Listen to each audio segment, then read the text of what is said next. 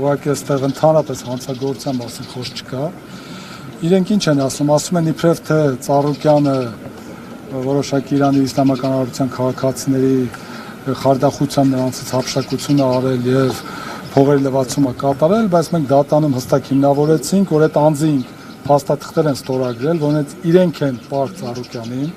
որ իրենք այդ գումարները չեն վերադարձել, պարտավորվել են մինչև 26 թվականը վերադարձնել, հիմա չեն վերադարձել եւ այս վարույթները ըստ էության շանտաժի հետ կապված սկսել են։ Մենք հիմնավորեցինք Իրանի Իսլամական Հանրապետության դատանի որոշումով, որ իրենք այս նույն process-ը այնտեղ են նաև սկսել եւ այնտեղի դատանը արձանագրել է, որ հանցագործություն չկա, քաղաքացիական գործընթացներ են եւ նաև համապատասխան իրենց իրավասու պետական մարմինները արձանագրել են, որ Իրանի Իսլամական Հանրապետության քաղաքացիների հայտարարածների հիմնական մասը չի համապատասխանել իրականությունը, ըստ էության սուտ է։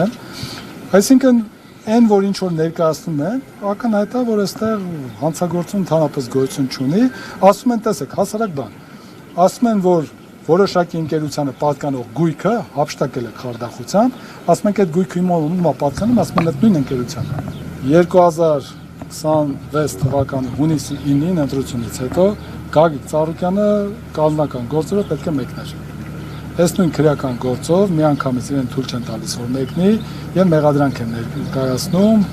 բացակայելու արգել խափան միջոց։ Պարոն Խաչատյանը, պարոն Մինասյանը բողոք են ներկայացրել այդ որոշման դեմ, նշելով, որ քանի որ եղել է պատգամավորի տեխնացու, ԿՀ-ի թույլտվություններ պետք անձեռնմխելիությունը հաղթարելու, որից հետո միայն կլիներ մեղադրանքի օրինական։ Առանց դրա ապօրինի է։ Ուրեմն դատախազը բավարարել է իրենց բողոքը եւ արձանագրել է, որ այո, ապօրինի է մեղադրանքը։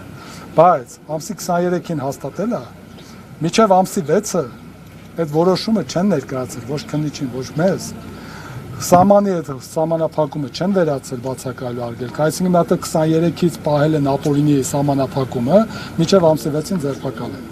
Հիմա դրանից հետո մենք առանց խոսենք, այսինքն դատախազությունը արձանագրել է, որ մեղադրանքը ապօրինի էր։ Սա նշանակում որ այդ պահին պետք էր սահմանը փակել, այդ մեղադրանքը ապօրինի ներկայացեցին, հետո կարճեցին, հետո էլ պետք էր սահմանափակումը ելքի պահել մինչև ամսի 6-ը ձերբակալելը,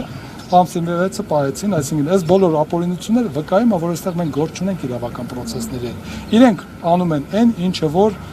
հրապարակային հայտարարվել է, որ պետք է արվի ու շարունակական անում են։ Ներկայացնում ենք ապացույցները, կոնկրետ